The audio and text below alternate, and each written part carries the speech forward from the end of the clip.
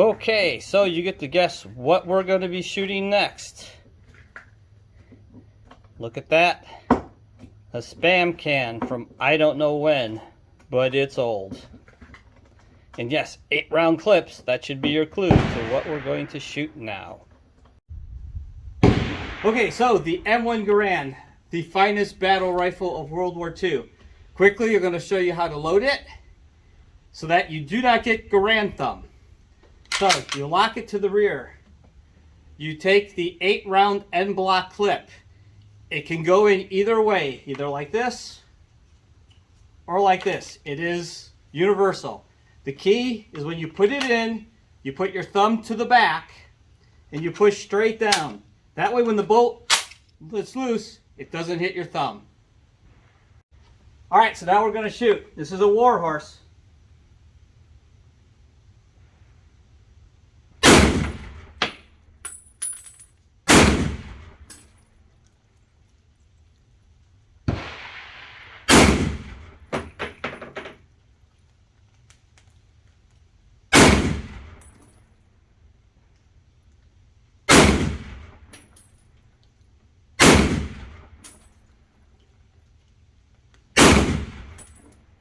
And wait for it. Hello and welcome to Fortress Alaska, and as I promised today, the M1 Garand. Now, its name might be M1 Garand or it might be M1 Garand. John Cantius Garand, or Garand, invented this rifle. How you say his name, nobody really knows for sure. I think he said Garand. But anyway, so it was produced from 1936 all the way through 1957, so it served in World War II, the Korean War, and as a sniper version, the M1D, all the way into the Vietnam War. There were over 6.5 million of these rifles produced. This rifle was also thought of as the greatest battle implement ever devised by man, and that's a quote from George S. Patton.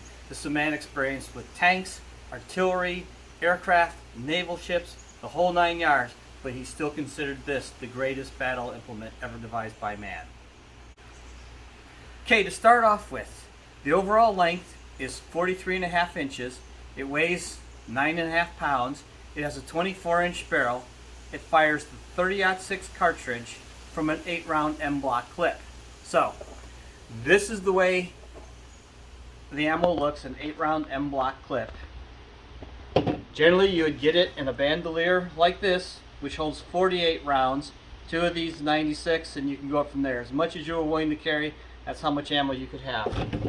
Now, for the loading demonstration, we're going to use fake ammo, so there's no chance for any dangerous accident. So, you pull the bolt back.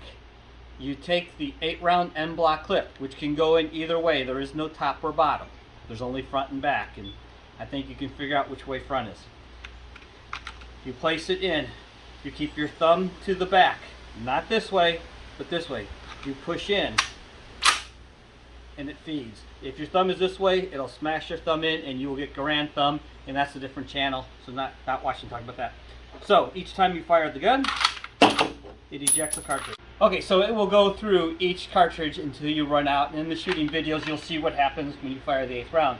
But if you need to empty your rifle, there's just a button on the side you push, and out comes the magazine. So then it's unloaded. So there you go. That's how you load and empty the M1 Garand.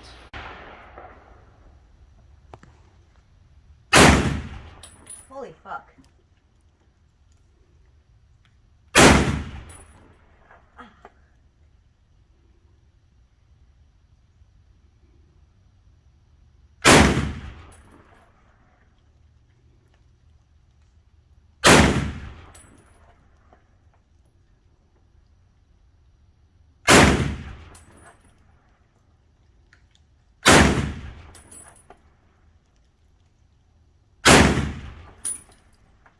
And here we go. Ow. Okay, so the M1 Garand was made to be fitted with a bayonet. The original bayonet is this 16-inch behemoth here, which I don't know if I have any room in my garage to it on, but it goes on like that. And there's a button up front here which locks it on, but to get it off, you press the button, it slides right back off. They realized that 16 inches was a little ridiculous, so then they went to the 10-inch bayonet, which is a far better size. Same thing, clicks on, this button here holds it on, push the button, and it slides back off. So those are the bayonets. This swivel is not for a sling. This is a stacking swivel. You get 3 of these rifles together, you stand them up and link them with their stacking swivels, and they stand up like a teepee. These are your actual rifle sling, all wooden handguards, extremely stout at 9.5 pounds, steel butt plate with the trapdoor for holding your cleaning kit. Okay, round 2 with the M1 Garand. He just wanted the experience of shooting it. That's why we brought it out today. He's been studying World War II. Thought he wanted to try an M1 Garand.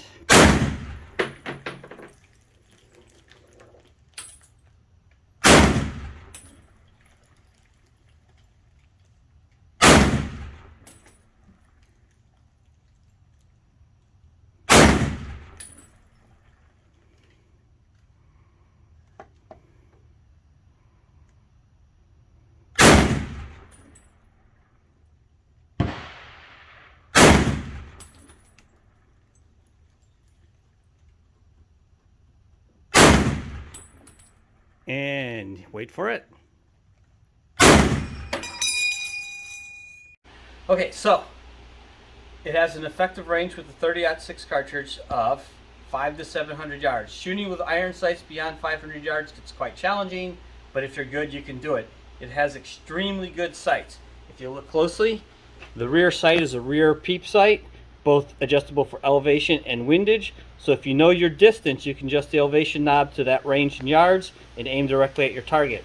The front sight, just a typical post, nothing fancy about that, but it does have wings to protect it from getting damaged as you move about. Okay, as a final thing to note, 2 things. One, your op rod here, which is inside and covered, actually has a bend to it. You can't see it because it's covered. But should you buy a Garand and you think your op rod is bent, it is bent. It's supposed to be bent. So as long as it's operational, the bend isn't too bad. If you use overpowered ammunition, you can bend it too much and ruin your op rod.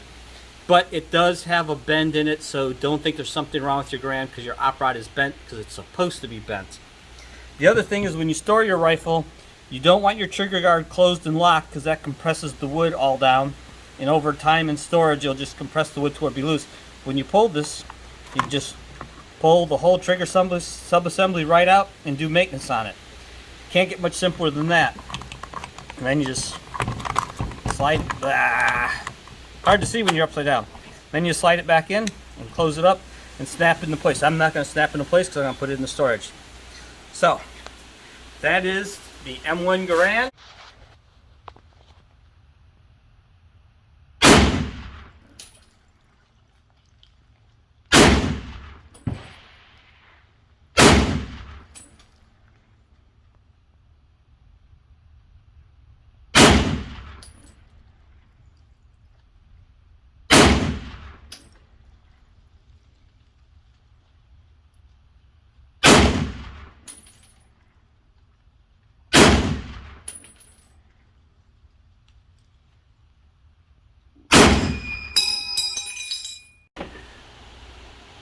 So in closing, with the M1 Garand, please like and subscribe.